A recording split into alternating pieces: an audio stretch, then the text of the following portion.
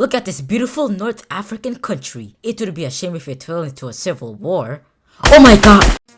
Libya is a country located in northern Africa, and they are cursed with having all of their country in the Sahara Desert. And they are one of the few countries in the world without a single permanent river. Well, how do they make their income? Well, their exports are oil, and more oil, and not much else. And then they import everything. Sounds like your typical Arab country, right? With a lot of oil and a small population, so they must be rich and prosperous, right? Libya has been facing a civil war for over a decade, and it is a failed state. Nobody knows who really controls the country, and it is a hotspot for slave trafficking.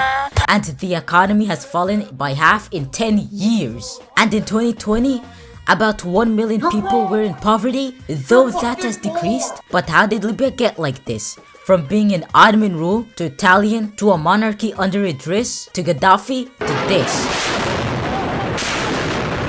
Let's go way back. Libya was inhabited by the Berbers. Berbers? Who are they? Well, they have been here before ancient Egypt was a thing. Skip a couple millennia after, came the Carthaginians, and they introduced trade and made Libya a seafaring nation. But hold up, look at the land. The land isn't actually that interesting though, being pretty much a desert, some mountains, and this green patch of land in Cyrenaica. Most of the people live along the coast where it actually rains. Some parts of Libya are so dry that they haven't rained in decades. This makes the Libyan desert one of the harshest environments in the world, explaining why most of the people live along the coast.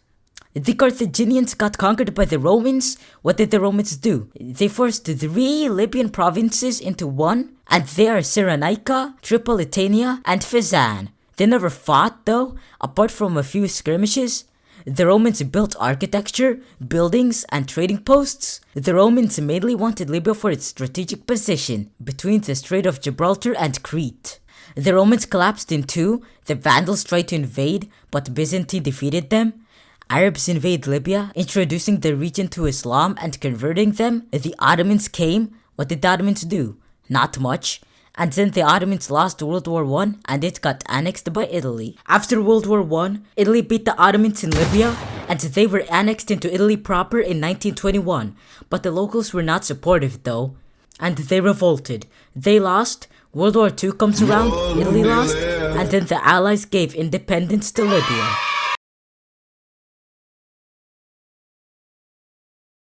Now that Libya is an independent kingdom, on the 24th of December 1952, it wasn't actually that rich. So how did they rise to become one of the richest countries in the African continent? Libya mainly relied on leasing military bases to the USA in Tripolitania, but they wouldn't need that until they found black gold, aka oil. But hold up on that later, because political chaos was on its way to Libya. King Idris banned all political parties, and in 1963, he abolished the federal government and made Libya a unitary state, taking away the 3 provinces' autonomy. And he wasn't that popular with the populace, with supporting Israel and Americans in the 6-Day War against their neighbor Egypt. But his rule wouldn't last for long though, because in 1969, a certain Muammar Gaddafi and his fellow officers would stage a coup d'etat, deposing Idris and naming Gaddafi chairman of the Revolutionary Command Council.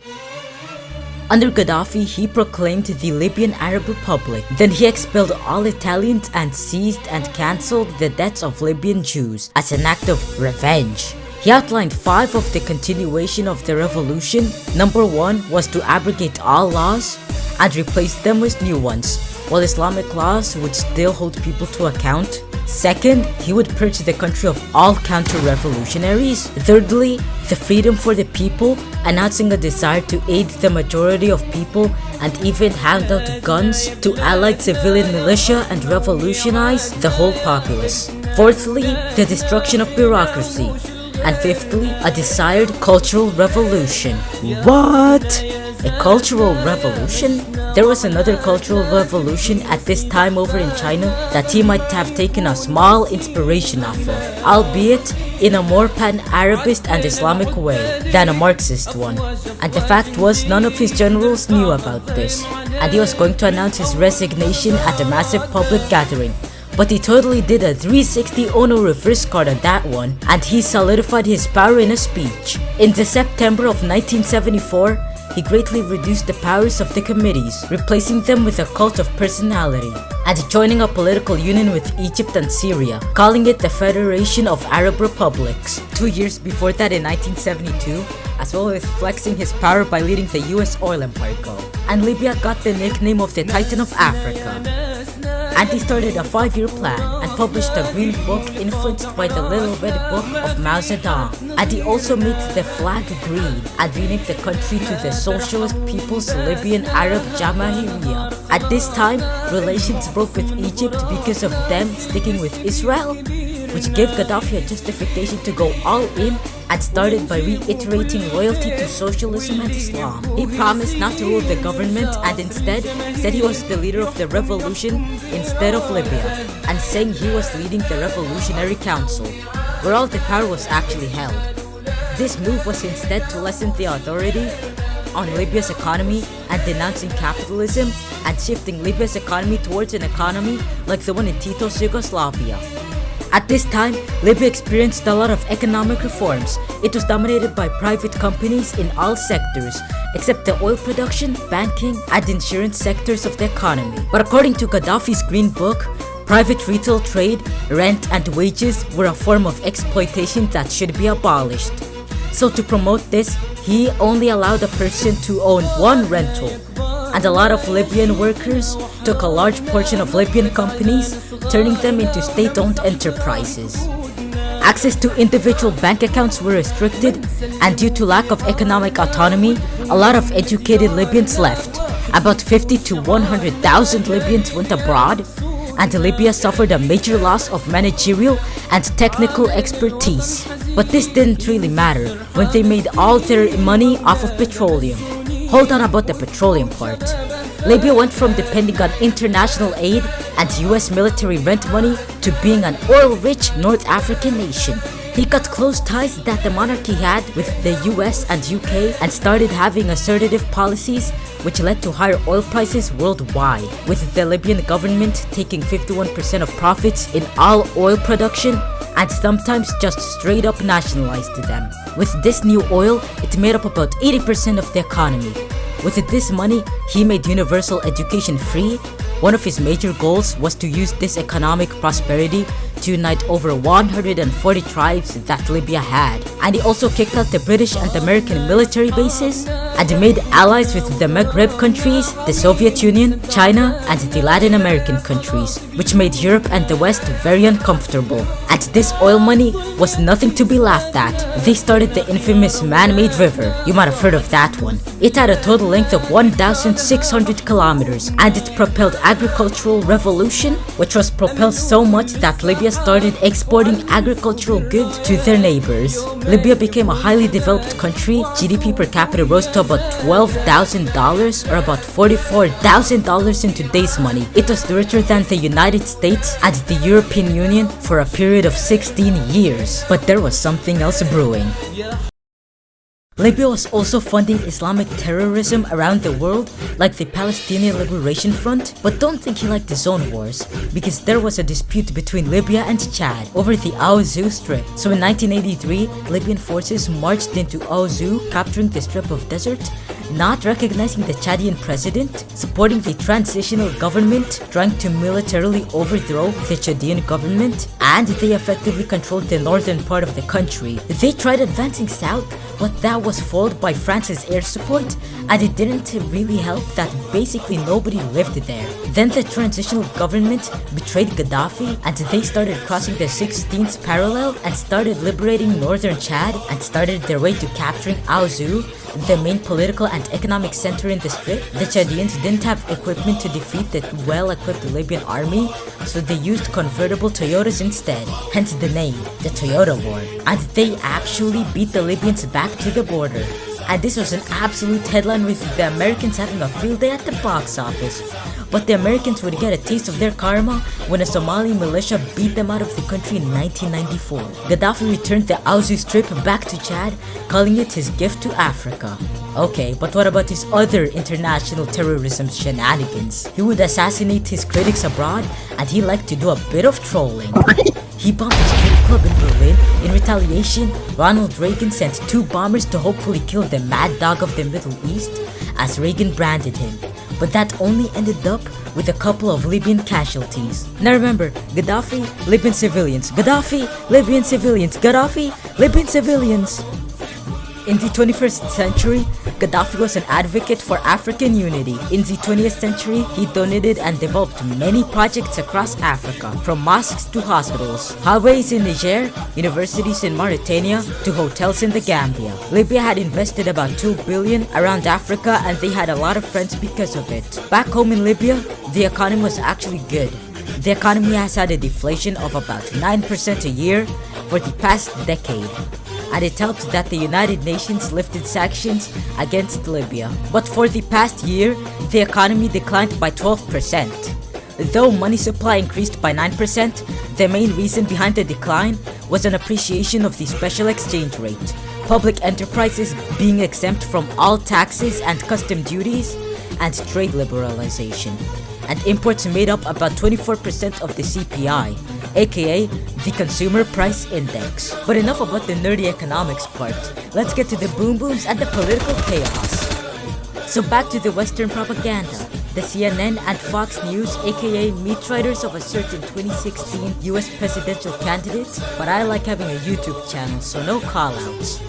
They were designed to slightly demonize Gaddafi and saying that Libya was in absolute chaos and that they needed to establish and enforce a no-fly zone, aka bombing the shit out of everything, justifying that they should go into Libya because Gaddafi was violating human rights and that they had to go save the Libyan populace, though the main intention was to probably overthrow Gaddafi's regime, even if that meant to the harm of Libyans and Libya. Oh yeah, and the lobbying, aka bribing of US political officials by oil companies, arm manufacturers, exporters, and engineers seeking to profit off of a possible war. Everybody in the European Union were not cool with that, except the United Kingdom, like father like son.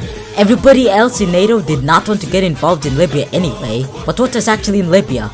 In 2011, there was a revolt demanding more liberal changes since the political freedom laws never changed since Gaddafi assumed power, and Gaddafi's policemen were trying to stabilize the protests, and 2 people were killed and the West had a field day. Those small revolts turned into massive protests, while Fox News and CNN were focusing on constructing the view of social issues, then justification, and finally a war. They placed embargoes and air travel restrictions. A couple months later, Obama would justify the bombing of Tripoli and Benghazi. Why would they invade Libya though? Could it have been the oil? Ha! Heck no! Look at the rigs in Arabia. Or could it be that he proposed an African dinar, backed by gold? This wouldn't have been a big deal, but seeing that Africa has a large amount of resources, this would have definitely had an impact on the global order in terms of economics. Though that would have had a low chance of happening. Could that be a reason? I guess we will never know. America and its NATO friends launched a military intervention into Libya, and I think I've heard of that one before. So on 19th March of 2011, they launched multiple operations, bombing multiple military targets. Despite Libya's huge SAM systems, they didn't even shoot down a single NATO plane. All this being broadcasted by good old Western media. Definitely no hidden agenda there. Also, tiny Qatar was in this too. They mainly supported Libyan revolutionary forces, which were represented by the National Congress. At this stage, the West and opposition forces had control over the whole eastern half of Libya, and crossing to Tripoli via encirclements. Back in the Western world, people were not cool with the invasion, considering how and what way would the actual populace gain from being in Libya, and most of this opposition came from the United States, the country which started this whole thing. There were tons of protests and revolts, and considering that Iraq and Afghanistan didn't happen that long ago, people were angry considering that they entered Libya like a chicken without its head. But one nation could definitely benefit from this. If you girl angry, she wants your black pencil. If you boy angry, he wants your black pencil. Traveled in America, President Obama. Big banana pencil, President Ohio. SpongeBob square pencil, big pencil, small pencil, gold pencil, cheese pencil, America black pencil, Minion pencil, Turkish pencil, spicy pencil, million pencils, Merima, Maximum, China mom, Turkey money, Italy mom, Nigeria mom, Indonesia meow. Black pencil, green pencil, big. They found Gaddafi in the pipes of the great man-made river in Gaddafi's hometown of Sirte. But the anti-Gaddafi opposition forces got to him first. They shot him in the back, shoved a knife up his ass, then they drove his body all across Sirte, and then he was found dead in a hospital, and Libya fully fell under opposition forces. So what did they do with Libya after Gaddafi's death?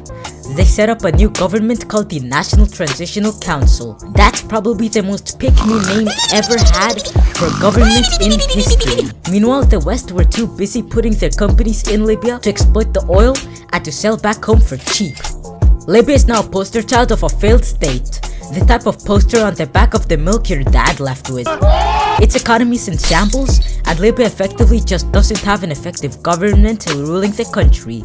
And the parliament pretty much split in half, forming two governments with their own ministers, parliament and military. And in Tripoli, multiple Islamist militias have taken over the city, and it's just pure chaos. And in the east, Libya's internationally recognized government in exile only controls a small area near Tobruk.